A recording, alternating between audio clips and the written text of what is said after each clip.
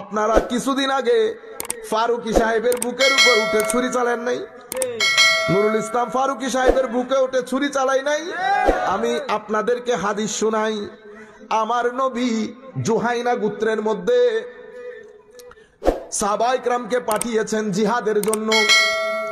হযরতে হারেস রাদিয়াল্লাহু তাআলা আনহু বলছেন, আমার সাথে আরো একটা আনসারী সাহাবী ছিল, রাত ব্যাপী যুদ্ধ হয়েছে। নিজের চোখে আমার অসংখ্য সাহাবী ভাইদেরকে শহীদ করতে আমি নিজের চোখে দেখেছি। এমন একজন দুশমন সকালবেলা উঠে আমার সামনে আমাদের দুইজনকে দেখে ভয়ে সাথে সাথে কালমা পড়েছে, লা ইলাহা ইল্লাল্লাহ মুহাম্মাদুর রাসূলুল্লাহ সাল্লাল্লাহু আলাইহি ওয়াসাল্লাম।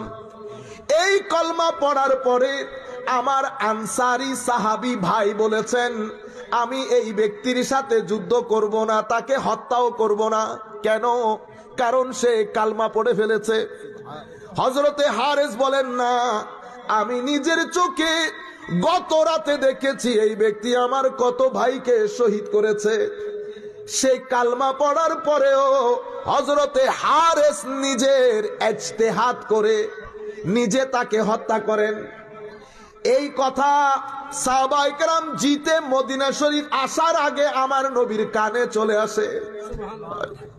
আমার নবী ডাকেন, হারেসকে ডাকো। হারেস, তুমি কেমনে লা ইলাহা ইল্লাল্লাহর পরে তুমি কতল করে দিলা? উনি বললেন, ইয়া রাসূলুল্লাহ, কতল করেছি কারণ তার আগের রাতে এই ঘটনা ঘটেছে, সে ভয়ে কালমা পড়েছে। আমার নবী বলেছেন, তুমি কি তার সিনা খুলে দেখেছো? ভয়ে পড়তেছে না মহব্বত নিয়ে পড়তেছে?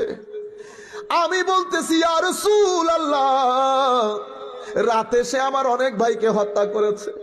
হযরত হারেস বলেন, আমি কত আমার নবীকে অনুনয় বিনয় করে বলছি, আমি কসগুলা কারণগুলা তুলে ধরছি। আমার কথা আমার নবী না শুনে বারবার বলছে, হারেস তুমি কেমনে কতল করলা লা ইলাহার পরে? হারেস কেমনে কতল করলা? তুমি কি করবা কিয়ামতের ময়দানে? আমার আল্লাহ যদি তোমাকে জিজ্ঞেস করে লা ইলাহা ইল্লাল্লাহর সাথে তুমি কি জবাব দিবা? হযরতে হারেস বলছেন, আমার নবী বারবার জিজ্ঞেস করার কারণে আমার মনে হচ্ছিল যদি আমি আজকের দিন পর্যন্ত ইসলামই কবুল না করতাম, আমি নবীর সামনে এই পরিস্থিতির শিকার হইতাম না। তখন বললাম, ইয়া রাসূলুল্লাহ, আমার জন্য আল্লাহর দরবারে একটু দোয়া করেন। এটাকে বলে সুপারিশ, শাফাআতে রাসূল। সাহাবী নিজে চাইলেও দোয়া করতে পারতেন, কিন্তু আমার নবীর মাধ্যমে সুপারিশ করাচ্ছে আল্লাহর দরবারে। আমার নবীকে বলছেন দোয়া করতে।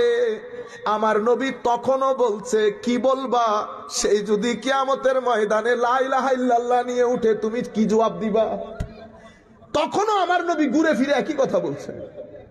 এত দামি লা ইলাহা ইল্লাল্লাহ, আপনি এই লা ইলাহা ইল্লাল্লাহর পরেও সিনায় উঠে জবাই করে দেন নাই? এ যারা জবাই করে তাদেরকে ইয়েজিদি বলে। কি বলে?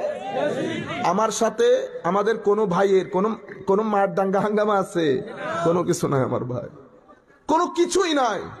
শুধু এই যে আপনারা বলেন না সুন্নিরা সুন্নিরা সুন্নিরা এত করে, কিচ্ছুই করে না। আমাদের সাথে কারো কোনো ধরনের লেনদেনের সমস্যা নাই, শুধু একটা জায়গায় সমস্যা, শানে রিসালাতে বিন্দু পরিমাণ বেয়াদবি হলে আমাদের গায়ে আগুন ধরে যায়। আপনি দুনিয়া নিয়ে নেন, আমার 14 গোষ্ঠী নিয়ে নেন, কোনো অসুবিধা নাই। আমার নবীকে সাক্ষী করে বলছি, দুনিয়ার জায়গায় আমার নবীর শানে বিন্দু পরিমাণ বেয়াদবি যদি করে, সে যেই হোক জুতা বানিয়ে ছেড়ে দেব।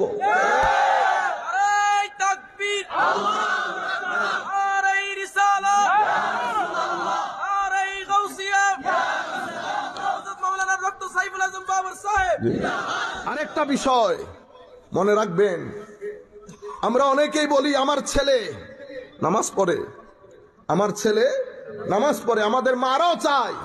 আমি মাদেরকে, যারা যেখানে বসে মহিলারা আমাদেরকে দেখছেন, আমাদের মাদেরকে বলছি, সংকট দুইমুখী।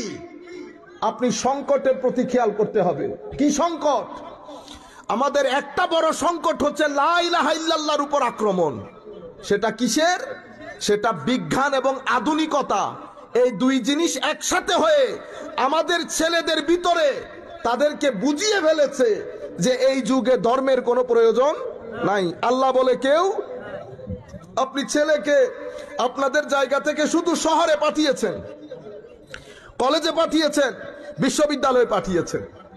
এই কলেজ বিশ্ববিদ্যালয়ের মাহৌল, সুহবত, সঙ্গ কিছুদিনের মধ্যে তার ভিতর থেকে ঈমানের চেরাগ নিবু নিবু করে দিয়েছে। সে আপনার বাসায় যখন আসে নামাজ দোয়া পড়ে, আপনি মনে করতেছেন তার বিশ্বাস পোক্ত, তার বিশ্বাস পোক্ত না। যেই ব্যক্তি কবর সম্পর্কে সচেতন হবে সেই ব্যক্তির পক্ষে এইরকম অরাজকতা সম্ভব না।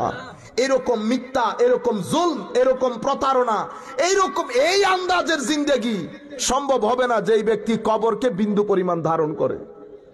আমরা দেখেন না, গতকালকে দেখলাম লম্বা দাড়ি, টুপি, পাঞ্জাবি, ভোক্তা অধিকারের লোক জিজ্ঞেস করতেছে, ভাই আপনি এ কি খাওয়াইলেন এতদিন পর্যন্ত আমাদের ভোক্তাদেরকে? ভোক্তা অধিকার কেন যেতে হবে? আল্লাহ আল্লাহ রসুলের চেয়ে বড় আর কেউ আছে? আপনার ভিতর কেঁপে উঠে নাই? এত বড় লম্বা দাড়ি, এত বড় টুপি, এত বড় পাঞ্জাবি, তবুও আপনি মানুষকে এই আন্দাজে ধোঁকা দিচ্ছেন। আপনার জন্য আযাব ডাবল হবে। একটা হচ্ছে গুনাহের, আর একটা হচ্ছে আমার নবীর সুন্নতকে অপমান করার কারণে। আপনি যখন দেখবেন মিথ্যা বলতে হচ্ছে, তো মিথ্যা যদি বলতে হয় দাড়ি কেটে ফেলেন, আল্লাহর ওয়াস্তে আমার নবীর সুন্নতের অপমান করবেন না। আপনারা বুঝতে পেরেছেন? এগুলা কেন লাগান? কারণ এগুলার মাধ্যমে মানুষ বিশ্বাস করে, মানুষের এখনো বিশ্বস্ততা বাকি আছে। আপনারা ভুলন্টিত করে দিচ্ছেন এই জিনিসগুলা। হোটেল ব্যবসা করি, হোটেলের মধ্যে আমি খুঁজে খুঁজে বাজার করি কোন জায়গায় 10 নাম্বার আর 12 নাম্বারের জিনিস আছে।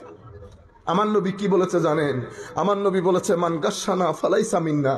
যেই ব্যক্তি আমাদের সাথে প্রতারণা করে সেই ব্যক্তি আমার উম্মত নয়। তো এবার আপনি নামাজ পড়লে কোনো লাভ আছে? আমার নবী বলছে, মাল্লাম ইয়ারহাম সাগীরানা ওয়া ইউআযযিম আও ওয়া ইউআক্কির কাবীরানা ফালাইসা মিন্না, আও কামা ক্বালা নবী সাল্লাল্লাহু আলাইহি ওয়াসাল্লাম।